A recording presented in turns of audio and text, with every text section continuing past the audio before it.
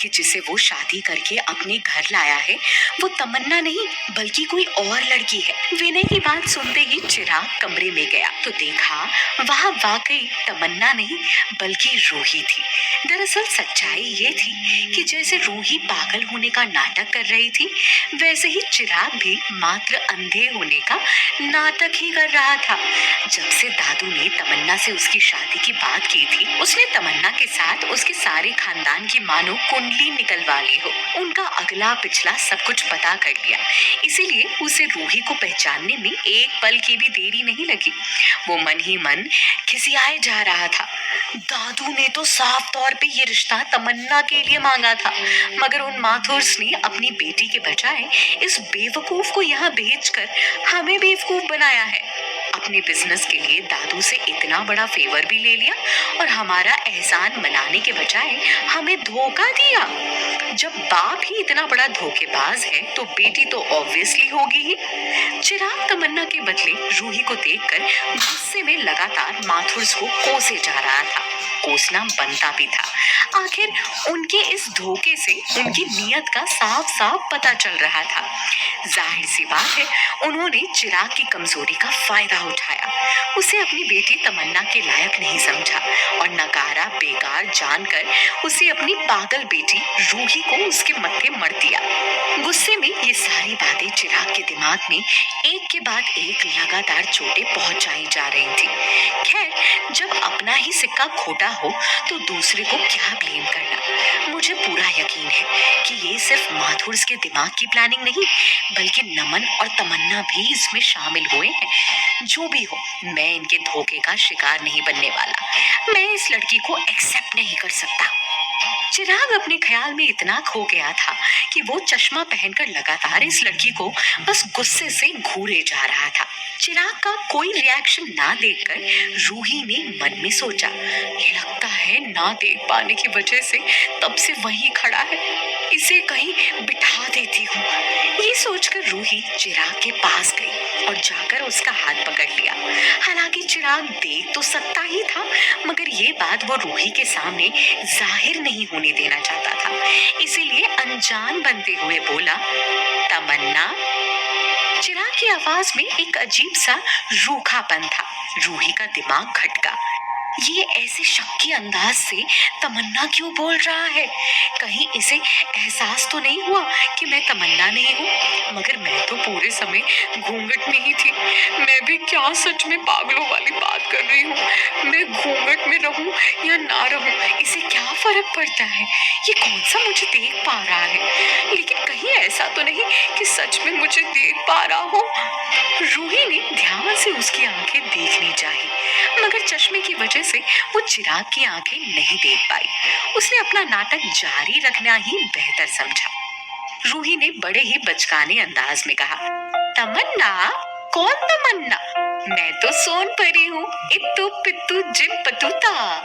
ये बोलकर उसने अपने हाथों में दुपट्टा पकड़ा और उसे पंख बनाकर इधर उधर कूदने लगी और बार बार उसे देखकर मुस्कुराने लगी। दुल्हन के जोड़े में इधर उधर बेवकूफों की तरह कूदती रूही कसम से बहुत प्यारी लग रही थी। चिराग ने जो जो अपने दिमाग में सोचा था उसका ठीक उल्टा हो रहा था। तमन्ना के धोखे के बारे में जानकर चिराग ने उसे सबक सिखाने के लिए हजार तरीके अपने दिमाग में पहले ही सोच रखे थे, लेकिन यहाँ जो हो रहा था उसके बारे में उसने एक बार भी इमेजिन नहीं किया था। चिराग को समझ नहीं आ रहा था कि आखिर वो इसका करे तो करे क्या। एक तो पागल और ऊपर से रूही की ये बचकानी हरकतें। वो केवल उसे देखता रहा। उसका दिल इस बात की गवाही नहीं दे रहा था कि वो रूही के साथ कुछ भी वैसा करे जैसा उसने तमन्ना के लिए सोच रखा था। इधर उधर कूदते कूदते रूही अचानक ही चिराग के पैरों पर चढ़ गई और बचकानेपन में ही उसका चश्मा निकाल दिया। चश्मा निकालते ही रूही का दिल चिराग की आंखों पर अटक गया। वो आंखें जिसे देखने के लिए रूही पहले भी जतन कर चुकी थी। उसने आंखों को देखकर कहा, तारों जैसी हैं तुम्हारी आंखें, बहुत सुंदर, चमकदार। रूही ठीक चिराग की आंखों के सामने खड़ी थी, एकदम पास, इतनी पास कि कोई चिराग की आंखों में रूही का पूरा चेहरा देख ले। चिराग चाहे जितने सख्त मिजाज से अंदर आया हो रूही को अपने पास पाकर उसका दिल मोम की तरह पिघलने लगा था। दिल की धड़कनें इतनी तेज हो चुकी थी कि पास खड़ा इंसान आसानी से उसके दिल का हाल बता दे। ये मुझे क्या हो रहा है? ऐसा क्यों लग रहा है कि ये लड़की मुझ पर कुछ असर कर रही है? नो वे, नो। चिराग ने तुरंत अपना ध्यान रूही के चेहरे से हटाकर उससे जबरदस्ती अपना चश्मा मांगने लगा, मगर रूही तो जैसे अपने ही खेल में मग्न थी। वो चश्मा देने को तैयार ही नहीं थी। चिराग जैसे ही चश्मा लेने एक कदम आगे बढ़ा था, रूही उसका चश्मा हाथ में ऊपर लहराते हुए एक कदम पीछे हट जाती। वो फिर एक कदम आगे बढ़ता, रूही फिर एक कदम पीछे हट जाती। चिराग लगातार अपना हाथ हवा में इधर उधर घुमाकर कोशिश कर ही रहा था कि अचानक उसका पैर रूही के लहंगे में फंस गया और दोनों बिस्तर पर गिर पड़े। रूही बिस्तर के ऊपर थी और चिराग रूही के ऊपर, और दोनों की नजरें एक दूसरे के ऊपर। चिराग रूही को इतनी गहराई से देख रहा था मानो उसके दिल तक झांक लेगा। जिंदगी में कुछ लम्हे ऐसे आते ही हैं जहां आप एक पल के लिए ही सही लेकिन कमजोर पड़ ही जाते हैं। चिराग के लिए ये वही लम्हा था। रूही भी इस लम्हे में इतना डूब गई थी कि अचानक उसका हाथ चिराग के सीने को छू बैठा। चिराग का दिल इतनी तेजी से धड़क रहा था मानो कि रूही का हाथ धक धक कर रहा हो। मगर तभी चिराग का ध्यान टूटा और वो थोड़ा हिचकिचा सा गया। वो वैसे ही लेटे हुए हाथ बढ़ाया और अपना चश्मा छीनने की कोशिश करने लगा। रूही भी थोड़ा सकपका गई और उसे एक बार और जांचने के लिए उसके आंखों के आगे अपने हाथ को कभी दाएं ले जाती तो कभी बाएं, ताकि गलती से ही उसका ध्यान उसके हाथ पर जाए और चिराग का छू पकड़ा जाए। लेकिन ऐसा कुछ हुआ नहीं। चिराग सीधे एक टक से दूर एक ही बिंदु पर कहीं देखता रहा। रूही को अब पूरी तरह तसल्ली हो चुकी थी कि चिराग वाकई अंधा है। उसने तुरंत ही चिराग को अपने ऊपर से हटाया और उसका चश्मा उसे पकड़ाकर बिस्तर के एक कोने में बैठ गई। उसने अपना बैग खोला और उसमें से आईपैड निकालकर शेयर मार्केट चेक करने लगी। साइट पर लॉगिन करते ही रूही का चेहरा संजीदा हो गया। भगवान जाने वो क्या देख रही थी, उसे ऐसा क्या दिखा। ये सब करते हुए वो इतनी बेपरवाह सी हो गई थी कि उसे इस बात का होश ही नहीं था कि वो कमरे में अकेली नहीं थी। दरअसल इसकी एक वजह ये भी थी कि रूही को अब भरोसा हो चुका था कि चिराग अंधा ही है, मगर रूही की हर हरकत पर चिराग की अच्छी खासी नजर थी। जिस सीरियसनेस के साथ ये स्क्रीन देख रही है, कोई पागल ही इसे पागल कहेगा। और जो उसने बड़े ही सब्टल तरीके से अपना हाथ मेरी आंखों के आगे हिलाकर मुझे चेक करने की कोशिश की। Come on, who is she trying to फूल?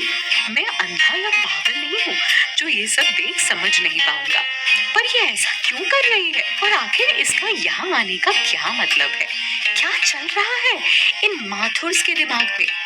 उसने रूही के बारे में और आगे अंदाजा लगाते हुए ये सोचा कि कहीं ऐसा तो नहीं कि ये लड़की पागल बनने का नाटक इसलिए कर रही है ताकि इस पर कोई शक ना करे। मासूम बनकर पक्का ये यहाँ मेरी जासूसी करने आई है ताकि अपने घर जाकर सब उगल सके। कोई नहीं, मेरी बेवकूफ बीवी बनने का बहुत शौक है ना तुम्हें, तो अब मैं तुम्हें बताऊंगा कि बेवकूफ बनाते कैसे हैं। Just wait and play along my silly wife. बस फिर क्या था, चिराग ने भी अपना नाटक शुरू कर दिया।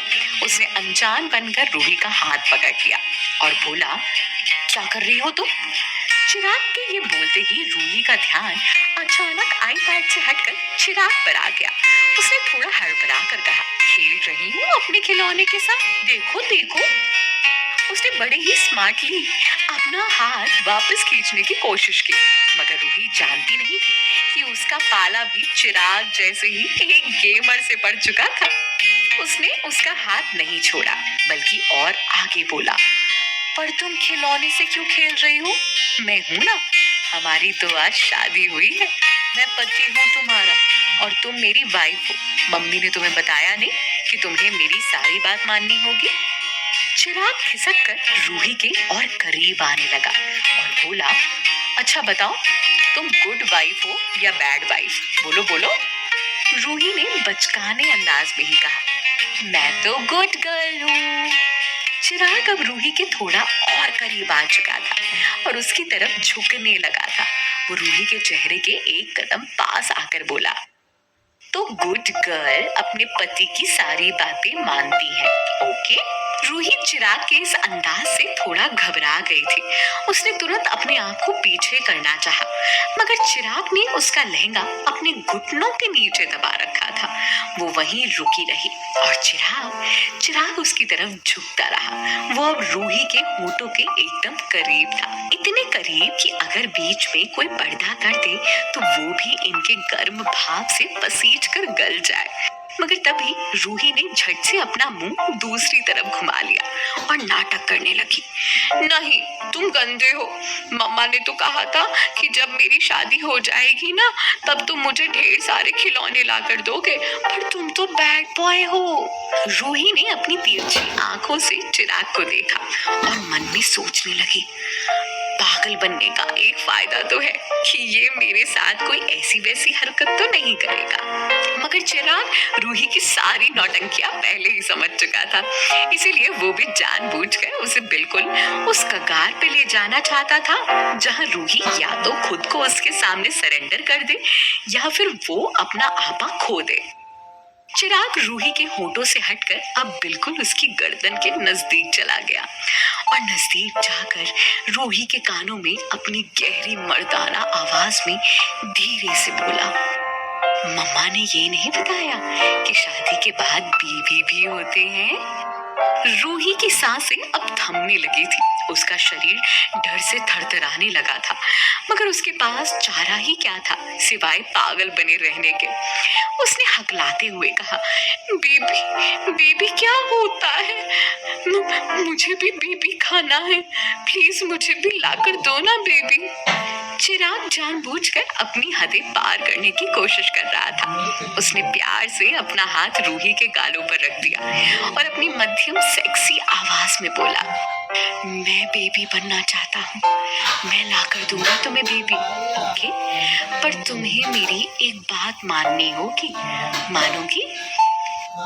रूही बिना हाँ ना बोले बस चुपचाप उसे देख रही थी। कितना ठरकी आदमी है। कोई अच्छी भली लड़की हो तो समझ भी आता है, मगर ये तो एक पागल को भी चैन से छोड़ने को तैयार नहीं है। चिराग उसके ऊपर झुकने लगा और धीरे धीरे उसके होठों के एकदम करीब आ गया। पीछे 1 इंच भी नहीं थी कि रूही थोड़ा भी खिसक सकती थी। रूही अंदर ही अंदर घबरा रही थी, मगर चिराग उसके इतना करीब था कि किसी भी वक्त उसे किस कर सकता था। वो बिल्कुल उसके चेहरे के सामने उसे देखता रहा, बिना पलक झपकाए उसे देखता रहा। उसकी सांसें एकदम तेज थी। वो हल्का सा और झुका और फिर एकदम से रूही के कंधे को धक्का देकर वहां से हट गया। उसके चेहरे का रंग बिल्कुल उड़ा हुआ दिख रहा था। ऐसा लग रहा था बहुत जल्दी में है। वो हड़बड़ी में कमरे से बाहर चला गया और रूही हैरानी से उसे देखती रही। चिराग इतनी जल्दी में कहाँ निकला था? क्या रूही का यहाँ आना उसके लिए पहले से ज्यादा मुसीबतें खड़ी कर देगा? क्या होंगे इन सभी सवालों के जवाब? आपको क्या लगता है? हमें कमेंट करके जरूर बताएं और सभी सवालों के जवाब जानने के लिए सुनते रहिए अंधाधुन इश्क, सिर्फ पॉकेट एफएम पर।